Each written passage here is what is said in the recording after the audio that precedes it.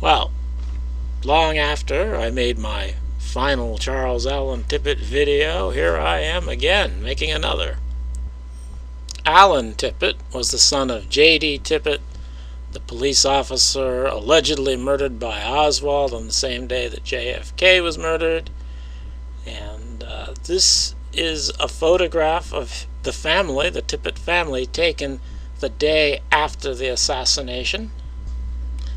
And you can see here it was published Sunday, November 24th. That means that photo had to have been taken on the previous day. I don't think this could be the same day as the assassination. So probably this will be Saturday, November 23rd that this photo was taken. And I think Allan was in Dealey Plaza the day before the picture here was taken, wearing the same jacket he's wearing in this photograph. And I think probably eyeglasses were added to some pictures of him in Dealey Plaza.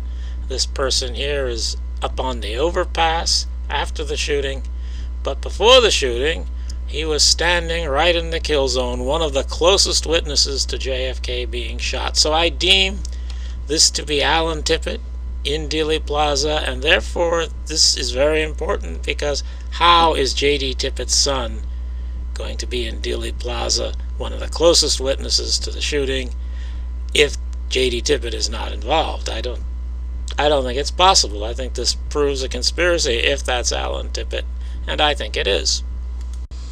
And I have long been aware of an allegation of an assault with attempted rape that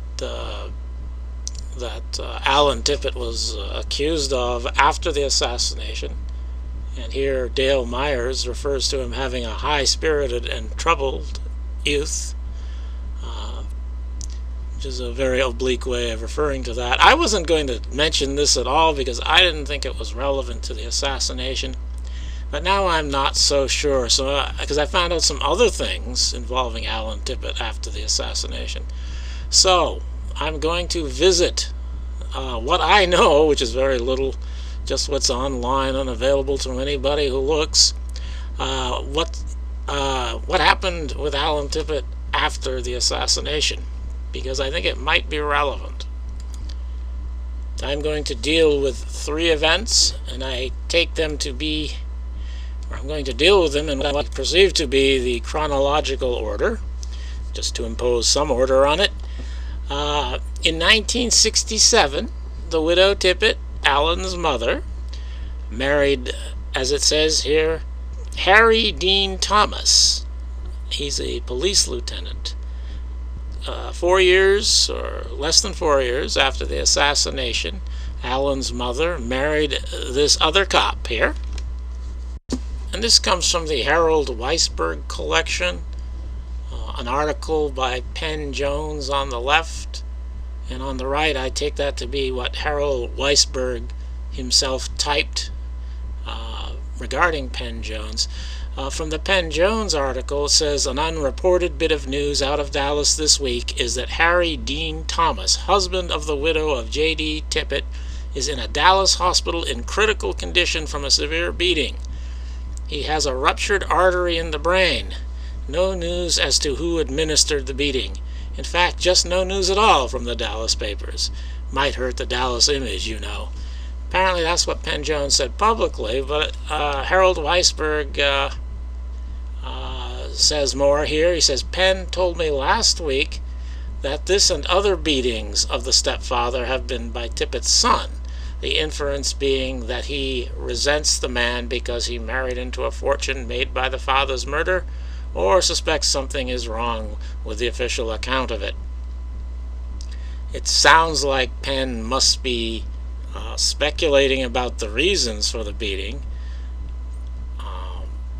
but he seems to be sure that it's Allan Tippit who administered it, even though he didn't say that publicly, and I can't find it stated publicly anywhere. And this also from the Weisberg collection. Weisberg apparently writing about something about having talked with Pat Revel. I'm not sure who Pat Revel is. There is a Revel on the Dallas Police Department at the time of the assassination. and it's not Pat, though.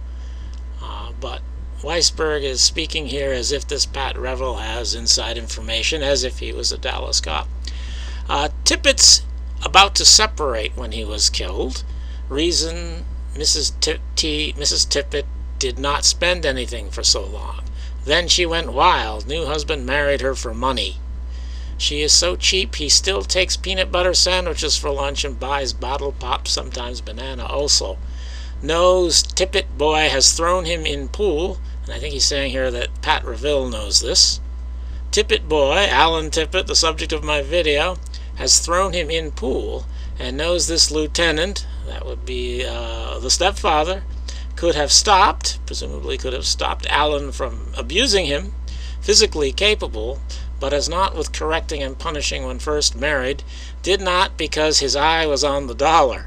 So he didn't want to be mean to Allan Tippit because he wanted the mother's money. That is what's being said here. I don't know that it's true. Confirms Tippett boy beatings of stepfather, rape, etc. Now the rape is not of the stepfather. That refers to a later incident that I'll get to, and as I understand it, it was not actually rape. But anyway, according to this, and what Penn Jones said, Allan Tippit didn't like the stepfather and was physically abusing him. Now this next incident is what made me think that what happened with Allan Tippit after the assassination might be important to the assassination. Apparently, in January of 1968, one of Allan Tippit's friends was murdered. And I'm going to read this little article here.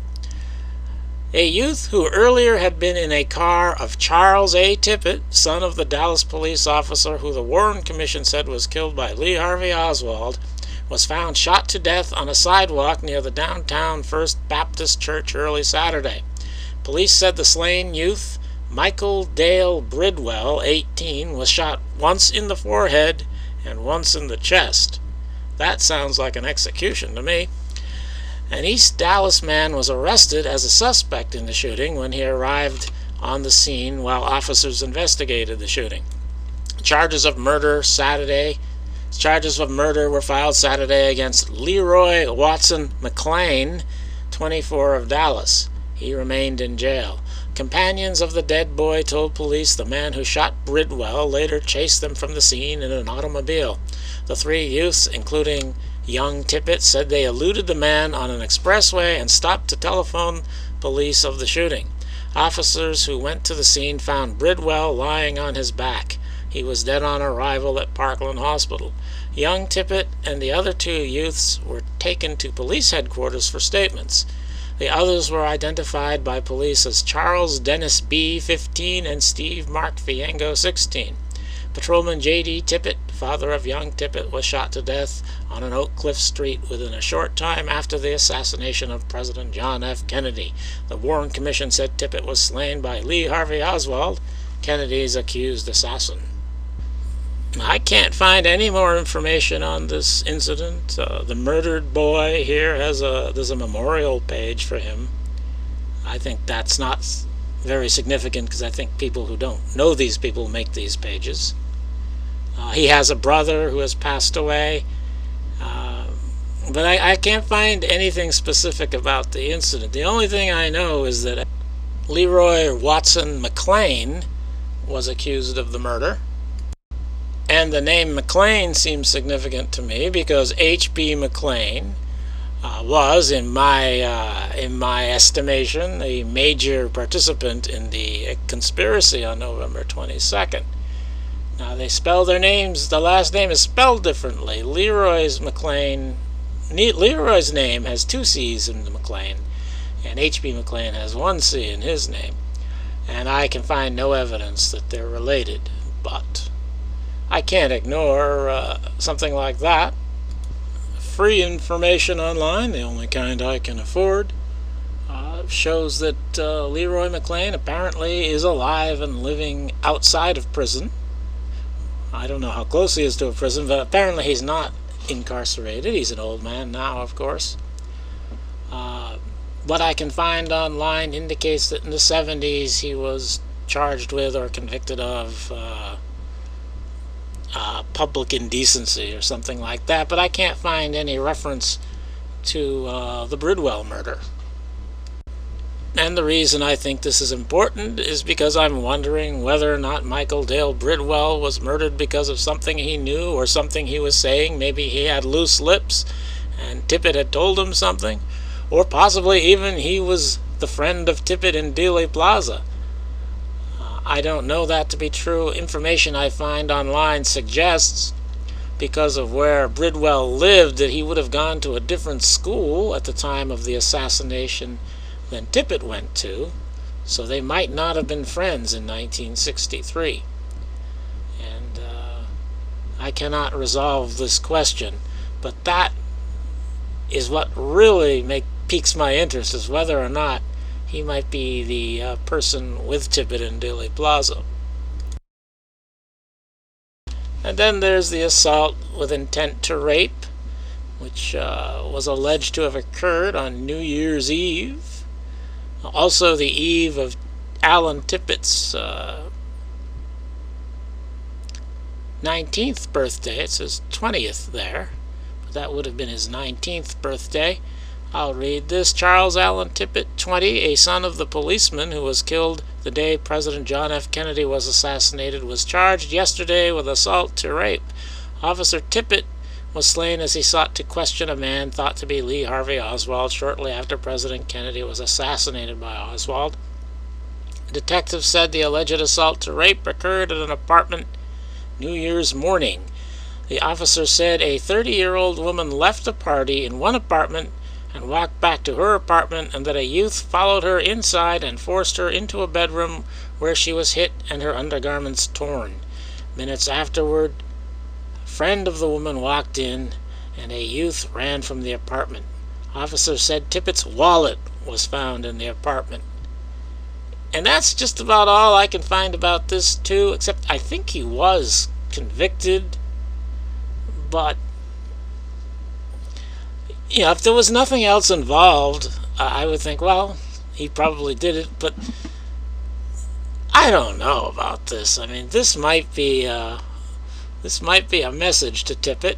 It sounds as if I don't know. It's all speculation on my part to say that, but I can easily imagine that this was a setup. He maybe wasn't even there. Maybe somebody got him drunk on New Year's Eve, his birthday. It's easy to imagine that this could have been some sort of message to Tippett. Or maybe, I don't know, maybe he was just a high-spirited and troubled youth. But if that's what Dale Myers says, then it's probably not true.